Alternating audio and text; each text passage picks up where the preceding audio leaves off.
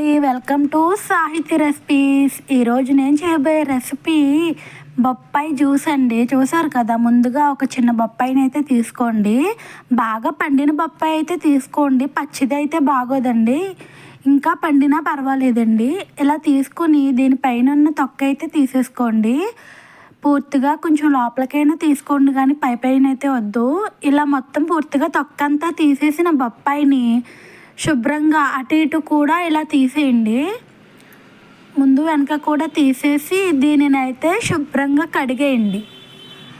చూసారు కదా, ఇలా ఉన్న దానిని శుభ్రంగా కడిగేసి ఒక ప్లేట్లోకి అయితే తీసుకోండి. దీనిని ఇలా హాఫ్ కింద కట్ చేయండి. ఇందులో అయితే గింజలు లేవు, చూసారు కదా, గింజలు ఉంటే అవి తీసేసుకోండి. ఇందులో అయితే లేవు. ఈ బొప్పాయి జ్యూస్ అనేది చాలా బాగుంటుందండి, అలాగే ఆరోగ్యానికి కూడా చాలా మంచిది.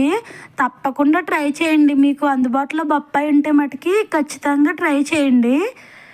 ఇది అనేక రోగాలకు కూడా రెమెడీగా పనిచేస్తుందంటండి. తప్పకుండా ట్రై చేయండి మీరైతే. అలాగే వెయిట్ తగ్గడానికి కూడా పనిచేస్తుందంట. అలాగే ఈ బొప్పాయి జ్యూస్ అనేది రోజు తగినంత తాగితే మటుకి తలనొప్పి, నిద్ర పట్టకపోవడము, నోరు రుచించకపోవడము, అలాంటి ప్రాబ్లమ్స్ ఏదైనా ఉంటే మటుకి క్రమంగా తగ్గుతూ ఉంటాయంటండి. ఇవైతే ఇలా చిన్న చిన్న ముక్కల కింద అయితే కట్ చేసేసుకోండి. మీకు ఎంత కావాలో అంత అయితే కట్ చేసుకోండి. ఒకరికైతే ఒక హాఫ్ అయితే సరిపోతుందండి. నేను చేసింది అయితే ఒక ముగ్గురికి అయితే వచ్చిందండి. అలా ఇద్దరికి అయితే ఒక హాఫ్ అయినా సరిపోతుంది, ఎందుకంటే వాటరు లేదంటే మిల్క్ పోస్తాం కాబట్టి సరిపోతుంది. ఇలా కట్ చేసేసుకోండి. ఇలా చిన్న చిన్న ముక్కల కింద అయితే కట్ చేసుకోండి. దీన్ని అయితే ఒక మిక్సీ బౌల్లోకి అయితే వేసేసుకోండి. జ్యూస్ చేసే మిక్సీ బౌల్లోకి వేసుకోండి. ఇలా వేసుకుని ఇందులో అయితే ఒక 4 స్పూన్లు అయితే షుగర్ వేసుకోండి టేస్ట్ కోసం.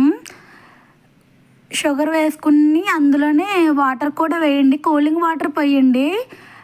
మీకు ఇష్టమైతే మిల్క్ కూడా వేసుకోవచ్చండి. పాలు వేసుకుంటే కూడా బాగుంటుంది. అది కూడా పాలు వేసుకోవడం వల్ల కూడా మనకి మంచిది.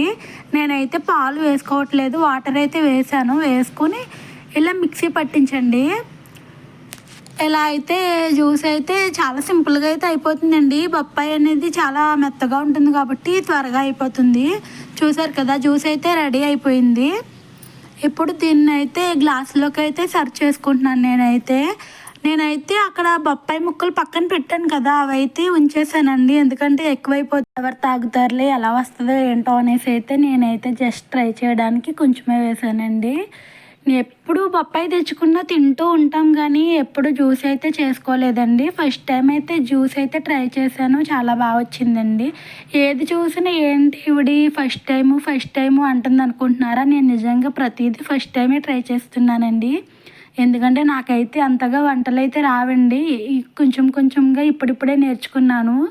చూసారు కదా, జ్యూస్ అయితే చాలా బాగా వచ్చిందండి. నిజంగా నాకు వంటలు రాకపోయినా నేను ఏది ట్రై చేసినా కూడా చాలా బాగా వస్తుందండి. అందుకనేసి మీకు కూడా షేర్ చేస్తున్నాను. ట్రై చేయండి, లైక్ చేయండి.